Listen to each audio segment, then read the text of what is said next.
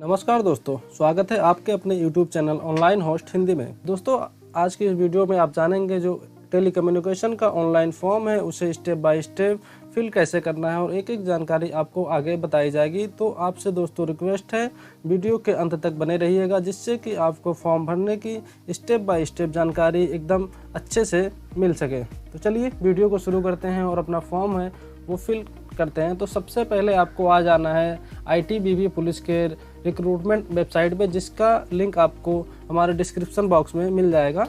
तो सबसे पहले इस वेबसाइट पे आने के बाद आपको न्यू यूज़र रजिस्ट्रेशन करना होता है। अगर आपने इस वेबसाइट पे पहले से रजिस्ट्रेशन कर रखा है तो आपको सिंपली यहाँ पे लॉगिन करना होता है। दोस्तों, न्यू रजिस्ट्रेशन पर आने के बाद कुछ इस प्रकार का आपके सामने डैशबोर्ड खुल के आएगा, जिसमें आपको अपनी सारी जो हाई स्कूल की जो डिटेल्स हैं, नाम और ईमेल आईडी, पासवर्ड, सारी चीज़ यहीं पे फिल करनी होती है। तो चलिए देख लेते हैं। फर्स्ट नेम में आपको सबसे पहले अपना फर्स्ट नेम डालना है। अगर मिडिल नेम है तो मिडिल नेम डालना है, वरना छोड़ देना। और लास्ट नेम में लास्ट नेम जो है एंटर कर देना है। उसके बाद चले जाते हैं ईमेल आईडी पे। ईमेल आईडी में आपको एक ईमेल आईडी डालना है, वैलिड ईमेल आईडी डालना होता है और उस ईमेल आईडी को यहाँ पे कंफर्म करना होता है। नीचे चले जाते हैं पासवर्ड। पासवर्ड में आपको एक पासवर्ड बनाना होता है जिसमें एक कैपिटल लेटर और कुछ नंबर्स और कुछ एक जो है वो स्पेशल कैरेक्टर होना चाहिए, जिससे कि पासवर्ड वो आसानी से ले लेता है। और नीचे चले जाते हैं डेट ऑफ बर्थ में। डेट ऑफ बर्थ यहाँ पे दे रखा है, मेट्रिकुलेशन सर्टिफिकेट के आधार पर होता है। या कैलेंडर खोलना है। कैलेंडर में अपना जो भी आपका डेट ऑफ बर्थ है वो डेट ऑफ बर्थ आपको सिलेक्ट करना है। डेट ऑफ बर्थ सिलेक्ट करने के बाद सिक्योरिटी क्वेश्चन आपसे पूछा जाएगा। सिक्योरिटी क्वेश्चन इसलिए होता है ताकि अगर आप कभी पासवर्ड अगर भूल जाते हैं तो इस सिक्योरिटी क्वेश्चन के द्वारा आप जो अपना पासवर्ड वो रीसेट कर सकते हैं। तो आप जो भी आप यहाँ सिक्योरिटी क्वेश्चन रखना चाहते हैं तो यहाँ पे सिक्योरिटी क्वेश्चन आप यहाँ पे एक रख सकते हैं। तो चलिए यहाँ पे सिक्योरिटी क्वेश्चन जो भी आप यहाँ पे रख लीजिए। उसके बाद नीचे चले जाएंगे कैप्चा पे। ये कैप्चा आपको एंटर करना होता है। कैप्चा एंटर करने के बाद वो सबमिट कर देंगे। एक बार आपको सबमिट करने से पहले आप अपनी सारी जो डिटेल्स है वो एक बार वेरीफाई कर लीजिए और उसके बाद सबमिट कर देना होता है। दोस्तों, सारी चीज़ें फिल करने के बाद जब आप सबमिट करेंगे, सबमिट करने के बाद जो आपका यूज़र आईडी वो क्रिएट हो जाता है और आपके ईमेल आईडी पे एक मैसेज जाता है। उस मैसेज में एक लिंक होता है ब्लू कलर का। उस ब्लू कलर पर जैसे ही टैप करेंगे आप कुछ इस प्रकार के डैशबोर्ड पे आ जाएंगे। वो आपका जो ईमेल आईडी है वो वेरीफाई हो जाता है। और यहाँ पे आपको सिंपली यूज़र आईडी डालना है, यानी यूज़र जो ईमेल आईडी है उसको डालना हो। जो आपने पासवर्ड क्रिएट कर रखा है उस पासवर्ड को यहाँ पे एंटर करना है और कैप्चा डाल के लॉगिन हो जाना है। इसलिए ईमेल आईडी और पासवर्ड एंटर करके अब डैशबोर्ड पे चलते हैं। दोस्तों, यूजर ईमेल और पासवर्ड डालने के बाद जब आप लॉगिन करेंगे तो आपका डैशबोर्ड कुछ इस प्रकार से खुलता है, जिसमें आपका लाइव एप्लीकेशन देख सकते हैं। आपने कितना फॉर्म अभी तक अप्लाइड किया, ये सारी चीज़ें यहाँ पे दी होती हैं। आपका अगर नया होगा तो यहाँ पे कुछ नहीं होगा। तो सबसे पहले फर्स्ट आपको प्रोफाइल डिटेल जो है आपको कंप्लीट करनी होती है। प्रोफाइल डिटेल्स के लिए कंप्लीट करने के लिए यहाँ पे प्रोफाइल डिटेल्स पे आपको क्लिक करना होता है। उसके बाद अपलोड इमेज, अपलोड डॉक्यूमेंट्स और अप्लाई का ऑप्शन दिया है। यहाँ पे प्रोफाइल डिटेल्स में आने के बाद आप यहाँ पे देख सकते हैं पर्सनल डिटेल्स में आपका नाम, पता और यहाँ पे आपको मोबाइल नंबर अपना एंटर करना है और फादर्स नेम, मदर्स नेम, ये सारी चीज़ें भरनी होती हैं। उसके बाद आते हैं परमानेंट एड्रेस में। परमानेंट एड्रेस में आपको एड्रेस लाइन 1 में अपना एड्रेस भरना है। एड्रेस लाइन 2 में आपको आपका जो पूरा एड्रेस है वो अपना एड्रेस लाइन 2 और 1 में मिला के भरना होता है। उसके बाद सिलेक्ट करेंगे स्टेट सेलेक्ट करने के बाद चले आएंगे नीचे डिस्ट्रिक्ट में आपको अपना जो जिला है अपना भर देना है। उसके बाद अपने पोस्ट ऑफिस का वो पिन कोड एंटर करना होता है। उसके बाद अगर आप परमानेंट एड्रेस जो है वो प्रेजेंट एड्रेस से सेम रखना चाहते हैं तो इस पे आप चेक करेंगे correspondent address same as permanent address पे चेक करना होता है। जो आपका करस्पॉन्डेंस एड्रेस है वो परमानेंट एड्रेस है वो सेम हो जाता है। चले आते हैं अदर्स डिटेल्स में। अदर्स डिटेल्स में रिलीजन में आपका जो भी रिलीजन है वो आपको सिलेक्ट करना है। उसके बाद नेशनलिटी की बात करें तो इंडियन, नेपालीज, भूटानी, जो भी आपका नेशनलिटी इंडियन यहाँ पे सिलेक्ट कर लेंगे। दोस्तों, एजुकेशनल डिटेल्स में आने के बाद आपको 10वीं और 12वीं की सारी जो जानकारी वो भरनी होती है।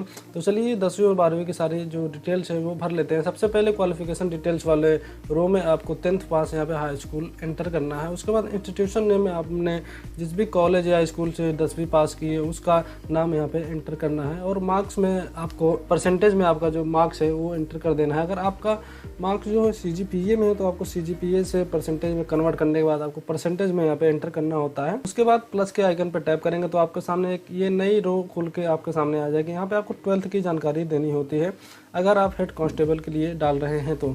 चलिए, जो एलिजिबिलिटी क्राइटेरिया वो आपको हम बता देते हैं। पोस्ट के लिए कौन सी एलिजिबिलिटी क्राइटेरिया है ये देख लीजिए। हेड कांस्टेबल के लिए 10+2 इंटरमीडिएट विद PCM 40% मार्क्स आपका होना चाहिए या और करके इन्होंने दे रखा है class 10th with ITI certificate in electronics electrical computer या 10th plus diploma electronics communication और इंस्ट्रूमेंटेशन कंप्यूटर साइंस या IT इलेक्ट्रिकल में किसी एक में अगर होगा आपका जो वो क्वालिफिकेशन, तब आप हेड कांस्टेबल के लिए एलिजिबल हैं। और आप अगर कांस्टेबल टेलीकम्युनिकेशन के लिए सिर्फ अप्लाई करना चाहते हैं तो आपके पास सिर्फ हाई स्कूल पास होने चाहिए, आप किसी भी रिकॉग्नाइज्ड बोर्ड इंडिया में। सारी डिटेल्स के लिए आप नोटिफिकेशन देख सकते हैं, जिसका आई बटन में आपको हम लिंक दे देंगे। आप यहाँ पे पूरी नोटिफिकेशन में आप पूरी वीडियो देख सकते हैं। तो चलिए अपने फॉर्म की तरफ चलते हैं और देखते हैं हमारा फॉर्म जो है 12th की तरफ। यहाँ पे आप 12th में भरेंगे, उसके बाद इंस्टीट्यूशन में CMUA में आप अपने स्कूल कॉलेज का नाम एंटर करेंगे, उसके बाद मार्क्स जो है वो परसेंटेज में डाल देंगे। उसके बाद फिर प्लस आइकन पे टैप करेंगे और यहाँ पे आपको ITI की डिटेल्स देनी होती है। यहाँ पे हम 10th with 2 year ITI certificate डालेंगे इलेक्ट्रॉनिक्स एंड इलेक्ट्रिकल कंप्यूटर में। उसके बाद आपको यहाँ पे इंस्टीट्यूशन नेम सिट CMUA में अपने ITI का नाम एंटर करना है विथ एड्रेस, और यहाँ पे मार्क्स में आपका परसेंटेज डाल देना है, जितना भी आपने परसेंटेज जो है वो एग्रीड किया था। यहाँ पे फिर जेंडर में चले जाते हैं। जेंडर में आपको अपना जेंडर मेल या फीमेल सिलेक्ट कर लेना है। मैरिटल स्टेटस में आपको अपना मैरिटल स्टेटस सिलेक्ट करने के बाद चले आना है देन कैटेगरी में जो भी आपका कैटेगरी है वो कैटेगरी आपको इस बॉक्स को चेक करना है। सर्विसमैन, एक सर्विसमैन में यहाँ पे आप देख सकते हैं 5 ऑप्शन दिए हैं। एक serviceman, ITBP employ, civilian, central government servant, private unemployed PSU। यहाँ पे अगर कोई भी काम नहीं कर रहे हैं तो आप प्राइवेट पे यहाँ पे चेक बॉक्स को टिक करेंगे। रियोट्स में चले जाते हैं। रियोट्स में देख लेते हैं 3 ऑप्शन दिया हुआ है। तो 84 दंगे के जो अगर विक्टिम है वो वहाँ पे सिलेक्ट करेंगे। अगर उन 2002 गुजरात के जो दंगा उसमें विक्टिम अगर कोई रहा हो तो आप सिलेक्ट करेंगे। अगर ना आप अगर तीनों में से किसी में नहीं है तो आप इसमें से सबसे नीचे वाला ऑप्शन जो है वो सिलेक्ट करेंगे, not affected by any of the above 3। और उसके बाद आपको सिंपली सबमिट कर देना होता है। फॉर्म सबमिट हो जाने के बाद आपकी जो प्रोफाइल है वो आगे बढ़ जाएगी और आप प्रोफाइल पिक्चर की तरफ जो आपका फ़ोटो अपलोड करने का ऑप्शन है उस पर आ जाना है। दोस्तों सारी चीज़ें वेरीफाई एक बार कर लेने के बाद आपको सिंपली सबमिट बटन पर क्लिक करना है और जो फॉर्म है वो डिटेल्स है आपका वो सबमिट हो जाएगा। तो चलिए चलते हैं फ़ोटो अपलोड और सिग्नेचर अपलोड की तरफ। तो यहाँ पे सिंपली आपको फ़ोटो अपलोड पे टैप करना है और आप फ़ोटो अपलोड और सिग्नेचर अपलोड के डैशबोर्ड पे आ जाएंगे। दोस्तों यहाँ पे आने के बाद आप देख सकते हैं एप्लीकेंट इमेज, एप्लीकेंट सिग्नेचर जो है हमारा शो हो रहा है। अगर आप इसको अपडेट करना चाहते हैं तो आप चूज़ फाइल पे क्लिक करेंगे और अपना जो न्यू फोटो है उसे आप यहाँ पे अपडेट कर देंगे। उसके बाद चले जाते हैं नीचे सिग्नेचर भी सेम वैसे ही अगर आप अपडेट करना चाहते हैं तो आप यहाँ पे चूज़ फाइल पे क्लिक करेंगे और अपडेट कर देंगे।